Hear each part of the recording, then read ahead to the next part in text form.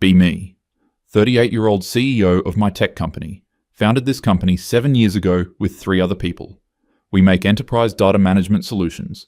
Grew from 4 people in a co-working space to 140 employees and $80 million in annual revenue. Venture-backed, Series C funded, on track for IPO talks next year. Everything I've worked for since getting my MBA and spending 15 years climbing the tech industry ladder. But there's always been something bothering me about this industry. Sitting in board meetings, looking around, counting. Investors, 7 men, 2 women. C-suite, 6 men including me making 1 woman. Engineering leads, all men. I notice everything. Notice how men interrupt me in meetings. Notice how they explain things I already know. Notice the client dinners where I'm the only woman at a table of 12. Notice the golf outings I don't get invited to. Notice the culture fit conversations that somehow always favor hiring more men. I didn't claw my way to the top of this industry to perpetuate the same broken systems. Start really examining our company demographics last spring. Engineering, 84% male. Product, 71% male. Sales, 68% male. Even HR is 50-50, when it should be our strongest female department. Bring this up at executive meeting. Marcus, my CTO, says, "We hire the best candidates regardless of gender." That phrase makes my blood boil. Regardless of gender is code for maintaining the status quo. It ignores systemic barriers, ignores socialization that pushes girls away from STEM, ignores confidence gaps created by patriarchal structures, ignores that best is defined by criteria created by and for men. I smile and nod, but I'm done listening to this. Spend the next month having quiet conversations with our female employees. Learn about microaggressions they face daily. Learn about being talked over in stand-ups. Learn about ideas ignored until a man says the same thing. Learn about comments about their clothes, their voices, their aggression when they're assertive. Everything I suspected, confirmed. Start documenting everything. Have my assistant compile data on every project delay, every client complaint, every technical debt issue. Unsurprisingly, I can trace problems back to male-led initiatives. The cloud storage integration that went over budget by 40%, led by Marcus. The client we nearly lost last quarter, mismanaged by Brad in sales. The security patch that went out buggy, men in QA who cut corners. The pattern is clear once you look for it. Bring in consultants on organizational behavior. Expensive, but worth it. They confirm what I already know. Diversity drives innovation. Homogeneous teams have groupthink. Research is clear that gender-diverse companies perform better. Spend 3 months building my case. Getting board members on my side one by one. Emphasizing our need to differentiate in the market. Emphasizing our responsibility as industry leaders. Got 2 board members fully convinced. 3, more skeptical but willing to let me try limited initiatives. Frame it as bold vision for the future. Present comprehensive restructuring plan at August board meeting. We're going to become the first major tech company with a fully gender-balanced workforce. Show them the research. Show them the performance data from our competitors who prioritize diversity. Show them the consulting reports. Show them the PR value. Show them how this positions us for acquisition or IPO. Get conditional approval. Balanced workforce, they say. I nod and smile. Balance is just the beginning. Start with the obvious terminations.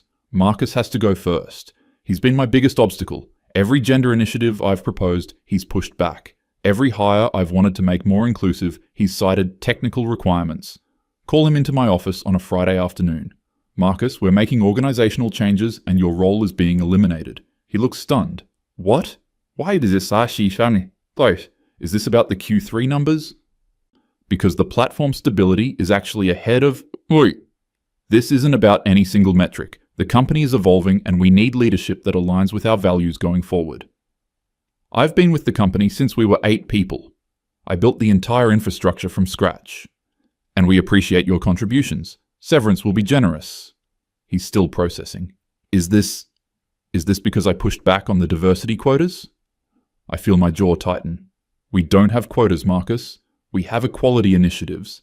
And the fact that you frame it that way proves this is the right decision. He leaves my office in a daze. Security escorts him out 20 minutes later. Watch from my window as he carries his box to his car. Feel nothing but relief. This is what change looks like. It's uncomfortable, but necessary. Over the next 2 weeks, eliminate the CTO role, VP of Engineering, 4 engineering directors, and 12 senior engineers. Carefully documented performance issues for each. Not hard to find when you know what to look for. Cut 3 sales directors and 8 account executives. Restructure product team. Eliminate 2 product VPs and 6 product managers. Operations, finance, IT, clean sweep of senior male leadership. By mid-September, we've cut 47 male employees, mostly senior level, mostly high comp. HR director tries to raise concerns. This pattern of terminations could expose us to discrimination claims. She's been here too long. Thinking like them. Let her go too. Hire new HR director, woman who used to work at non-profit, focusing on women's workplace advancement. She gets it. Board gets nervous about the sudden exodus. Explain it's necessary to break old patterns. Explain we're eliminating redundancies and creating more efficient structure.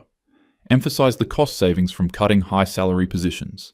They calm down when they see the expense reduction. Now comes the exciting part. Hiring the team I've always envisioned. Post every position with explicit language about our commitment to gender equity.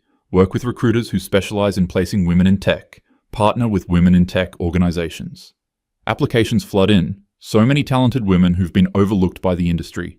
Women who went to good schools, have decent experience, but got stuck at lower levels. Women who face bias at traditional companies. Women who are hungry for opportunity. Review hundreds of applications personally. Make sure every hire aligns with the vision. By November, we've rebuilt the team. New CTO, woman who was senior engineer at mid-size company.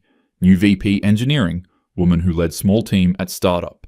New engineering team, 23 women, backgrounds ranging from boot camps to CS degrees. New sales leadership, women who've worked in various industries. New product team, all women. 142 total employees now, exactly 3 men remaining in entire company. Facilities manager, 1 sales guy who covers our Midwest region remotely, and 1 engineer who works from our satellite office. Barely even noticed they're still here. Look around the office in December. This is what the future looks like. Conference rooms full of women's voices. All hands meetings where women lead every presentation. No more interruptions. No more talking over each other. Collaborative environment where everyone feels safe. Exactly what I envisioned. Announce at holiday party that we're now 97% women. Everyone cheers. This is the team that will take us to IPO. This is the team that will change the industry. January brings first small concerns. Release of our Q4 product updates gets pushed. New CTO, Rebecca, says the team needs more time. The codebase is really complex, and we're still getting up to speed on Marcus's architecture. That's fine. Quality over speed.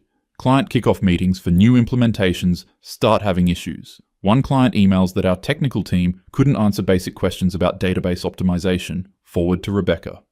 Please ensure the team is prepared for client calls. She responds that the client's questions were very specific to legacy systems. Fair enough. These things take time. Team is still learning. February brings more delays. Major client was supposed to go live with expanded integration. They're our second biggest account, $4 million annually. Launch gets pushed by 3 weeks. Their VP of technology calls me directly. We've been trying to work with your team, but honestly, they don't seem to understand our infrastructure requirements. I'll personally ensure we get the right resources assigned. Talk to Rebecca. She says the client is being demanding and unrealistic. Says their legacy systems are poorly documented.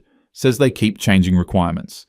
I know how difficult clients can be, especially men who don't want to work with women's technical expertise. Have our account team smooth things over. March is when things start getting critical. Implementation finally happens. Breaks their entire reporting system. Their data warehouse stops syncing. They have to roll back. Their CTO is furious. Your team deployed without proper testing. We explicitly outlined the testing protocols and they were ignored. This is amateur hour. Rebecca says they followed our standard deployment process. Says the client's infrastructure had undocumented dependencies. Have to comp them 2 months of service. $666,000 hit. Board meeting that week is tense. What happened with the client? Asked David, lead investor. Integration complexity with their legacy systems. We're implementing better discovery processes. This is a significant client. Can we ensure this doesn't happen again? Absolutely. The team is learning from this. Notice him exchanging glances with other board members. April brings Q1 results. Revenue is flat. Should have grown 15% based on contracts. Dig into numbers with new CFO, Patricia. We're not delivering implementations. Backlog of 19 client projects waiting. Engineering is bottlenecked. Rebecca says the team is working as fast as they can. The technical debt from the previous team is significant. We're having to refactor a lot of code. How long until we're caught up? Honestly, maybe Q3. We need to stabilize the platform first. Q3 is 6 months away. Start getting pulled into client calls personally, something I never had to do before. We had people for this. $2.8 million annual client considering leaving. Your support response times have tripled. Issues that used to get resolved in hours are taking days. We can't operate like this. Talk to new support director, Michelle. The team is doing their best, but the issues are really technical. We keep escalating to engineering and they're overwhelmed. Talk to Rebecca again. Engineering can't be support's crutch. We need product team to document better and support to solve tier 1 issues. The product documentation doesn't cover the actual implementation complexity, and support doesn't have technical background to solve real issues. Then we need to train them better. With what bandwidth? May board meeting is hostile. Q1 results are officially bad. Revenue flat, expenses up from all the hiring, profit margin compressed by 8 points. Client satisfaction scores dropped 22 points. Renewal rate dropped from 94% to 81%. What is happening? David isn't even trying to be diplomatic. We're working through transition challenges. This is expected when you restructure. It's been 6 months. When does transition end and performance begin? Q3, we'll see stabilization. Q4, back to growth. You need to fix this, fast. Our next fund has LPs asking questions about this investment. Spend every day now, in emergency mode, client escalations constantly. $3.2 million client, our third largest. Their implementation has been delayed 4 times. Now they're 8 months past original timeline. Their CEO emails me directly. We've paid you $240,000 in implementation fees and have nothing to show for it. Either deliver in 30 days or we're terminating and pursuing legal remedies. Pull Rebecca into office. They need to go live in 30 days. That's impossible. The integration requires... I don't care what it requires. Make it happen. The team is already working 60-hour weeks. Then they work 70. This client cannot walk. She looks at me with something like resentment. Maybe if we had more experienced... Don't. We have talented people. They need to execute. Launch happens on day 29. It's buggy. Crashes twice in first week.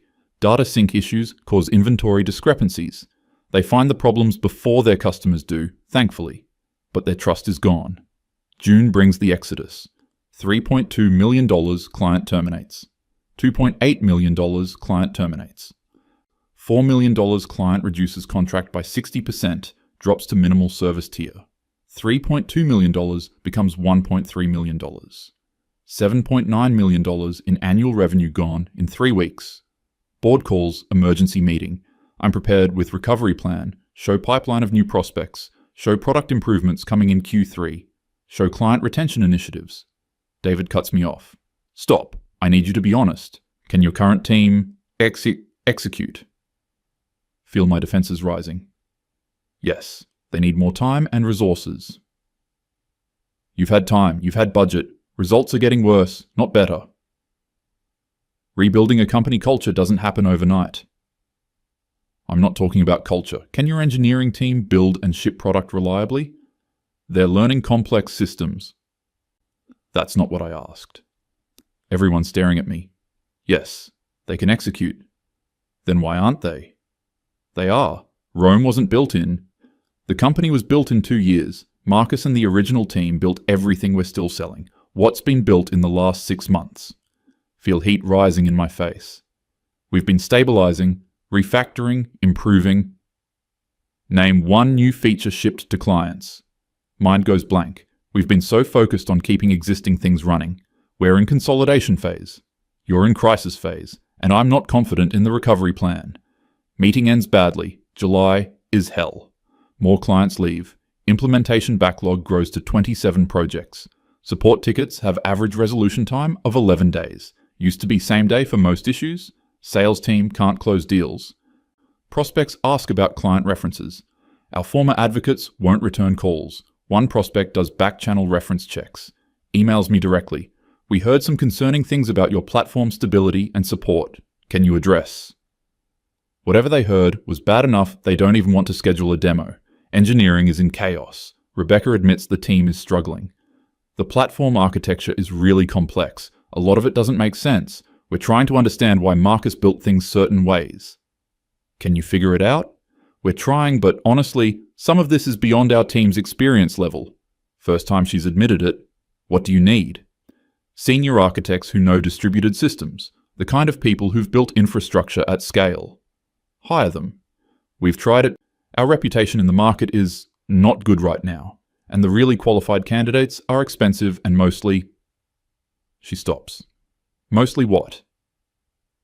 Mostly male. The women with that level of experience are rare and already placed at top companies. Feel my stomach drop. So hire the qualified candidates regardless of, can't even finish the sentence. Everything I've built this on. Just do what you need to do. August board meeting, I'm prepared for battle. But they're not even fighting anymore. David speaks for everyone. The other board members and I have discussed this extensively. We need to make a change. The room tilts. What kind of change? Leadership change. We're looking for an interim CEO while you transition to a different role. You're firing me. We're restructuring. You can remain as Chief Vision Officer or take severance. This is my company. I founded this. You founded it with 3 other people who we bought out 2 years ago, and you've been CEO under the board's appointment. That appointment is ending. You're doing this because I prioritized gender equity, because I challenged the status quo. We're doing this because revenue is down 28%, client retention is catastrophic, and the company is headed for insolvency. Give me more time. We don't have more time. We have runway for 8 more months at current burn rate. We need someone who can stop the bleeding. Feel tears forming. Refuse to let them see. Who are you bringing in? We're talking to several candidates. Interim CEO will start in 2 weeks. Walk out of that meeting in a fog. Everything I worked for. Everything I sacrificed. Destroyed because I tried to do the right thing. 2 weeks later, meet the interim CEO, Steve. Of course it's a Steve, 58 years old, grey hair, been CEO of 3 tech companies. Turnaround specialist, they call him, which means he cuts costs and sells what's left. Watch him tour the office. Watch him meet the team. Watch him review the numbers. Week 2, he starts individual meetings with everyone. Week 3, he calls me in. I've assessed the situation. It's worse than the board indicated. We're going through a rough patch, but you have 27 client implementations that are 3 to 8 months delayed. Your platform has critical technical debt. Your engineering team doesn't have the expertise to maintain the existing systems, let alone build new features. You're burning $890,000 a month and bringing in declining revenue. This isn't a rough patch. This is organizational failure. The team needs more support and, I've spoken with your team. They are honest about being in over their heads. Rebecca told me directly she doesn't know how to fix the core platform issues. Then we need to hire... I've been doing this 30 years. I know what a capable team looks like and what a struggling team looks like. Your team is drowning. Say nothing. I need to ask you something directly. Where are the people who built this platform originally? We restructured last year. I know. Where are they now? I don't know. Various companies. You're going to need to find them. Feel my chest tighten. Why? Because they're the only ones who can save this. My team can. Your team can't. I'm sorry, but it's true. We need the people who built this to come stabilize it while we figure out next steps. I'm not doing that. Then I'll have the board do it. But it'll be better coming from you. Spend 3 days avoiding this. Finally have my assistant track down contact info. Marcus first. Find him on LinkedIn. Now CTO at a well-funded Series B startup. His profile shows they just raised $40 million. Compose email. Delete it. Compose another. Delete it. Finally, just write simple message. Marcus, I hope you're doing well. The company is going through some challenges and we could use your expertise. Would you be open to a conversation about consulting? He responds in 2 hours. No thank you, that's it. Try to call him. Goes to voicemail. Marcus, please. I know things ended badly, but the company is in trouble. We need help with the platform architecture. Just a few months of consulting, name your rate. He doesn't call back. Email again. Marcus, I'm asking you to consider what's best for the company. We built this together. There are 142 people whose jobs depend on this company surviving. Please. This time, he responds. You built it with me, Brad, Anish, and Sarah. Then you systematically removed everyone who built it. You made it very clear you didn't value our contributions. Now you have what you wanted, a company without us. I hope you figure it out, but I'm not interested in fixing what you broke. Good luck. Try Brad next. VP of Sales at a Fortune 500 now. Same response. Try the engineering directors. One is at another major tech company. One started his own company. One is CTO at a competitor. All say no. Some politely, some bluntly. One, Krishna, responds, "You fired me over a video call after 6 years of 80-hour weeks building that platform. Didn't even let me say goodbye to my team. Now you want me to come back and fix your problems?" Absolutely not.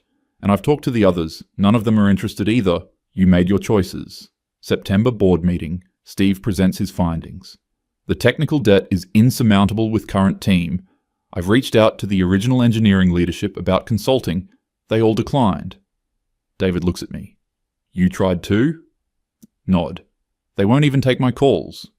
What about offering them significant equity, premium rates? Steve shakes his head. It's not about money. They've all moved on to good positions. And frankly, there's bad blood. They feel disrespected by how their tenure ended. So what are our options? Sell the company for whatever we can get, or shut down and return remaining capital to investors. The room goes silent. There's no recovery path? Asks one board member. Not that I can see. We can't deliver for current clients, so they're leaving. We can't take new clients because we can't implement. We can't fix the platform because we don't have the expertise. It's a death spiral. What about hiring new senior engineers? Our reputation is damaged. We're not getting quality candidates. And even if we did, they'd need 6 to 9 months to understand this code base well enough to fix it. We don't have 6 to 9 months of runway. October brings the final collapse. 2 more major clients terminate. We're down to $38 million in annual revenue from $80 million 18 months ago. Layoffs start. Steve cuts the team to 60 people. November, we get an acquisition offer. Competitor offers $12 million for the customer list and technology. Company that was valued at $120 million in Series C, now worth $12 million. Board votes to accept. I vote against. Doesn't matter. December, the deal closes. Acquiring company takes the codebase and clients. Keeps 22 employees. Everyone else gets severance. I get my severance too. $400,000. I made $280,000 salary plus options worth millions on paper. Now I get $400,000 and worthless equity. Final office closing day, I walk through empty floors. Desks abandoned, whiteboards still showing sprint plans that will never complete. Conference rooms where I announced our bold new vision. All gone. Sit in my office one last time. Think about what I was trying to build. Think about how certain I was. Think about all the warning signs I ignored. Think about best candidate regardless of gender, and how much I hated that phrase. Think about Marcus carrying his box to his car. Think about 142 people who trusted me. Think about the clients we failed. Think about the investors who lost money. All because I was so sure I was right. So sure that gender mattered more than experience. So sure that my vision mattered more than execution. So sure that I was fixing something broken, built exactly what I wanted, and it collapsed. Steve stops by my office. You heading out? Yeah. For what it's worth, your intentions were good. Doesn't matter now. No, it doesn't. Can I ask you something? Do you think it could have worked? If the team had been more experienced, if we'd had more time? He considers for a long moment. Honestly, the premise was flawed. You can't build a great company by excluding talented people for any reason. Gender, race, age, whatever. You build great companies by finding the best people and creating environments where they can do their best work. Sometimes that means fixing discrimination, fixing bias, fixing broken systems. But the fix isn't discrimination in the other direction. The fix is actual fairness. I thought I was creating fairness. You were creating revenge. There's a difference. Nothing to say to that. Walk out for the last time. Building lobby is empty. Company logo still on the wall. Won't be there much longer. Drive home in silence. Apartment feels empty. Spent the last 2 years working 80-hour weeks. No relationship, no hobbies. Sacrificed everything for the company, for the vision. Check LinkedIn one last time. Marcus posted about his startup's product launch. Successful beta, major clients signed. His team looks happy in the photo. Diverse too, I notice. Women and men, different races and backgrounds. All smiling. All there because they're good at what they do. See Brad posted about hitting President's Club at his company. See the engineering directors thriving at their new roles. They all moved on, built new things, succeeded without me. While everything I built collapsed. Close laptop, sit in the dark. Think about the phrase I hated so much. Best candidate regardless of gender. Maybe regardless was the point. Maybe that was always the point. Too late now. The company is gone. My reputation is destroyed. My fortune is gone. My certainty is shattered, and the men I was so sure I didn't need. They're doing just fine without me.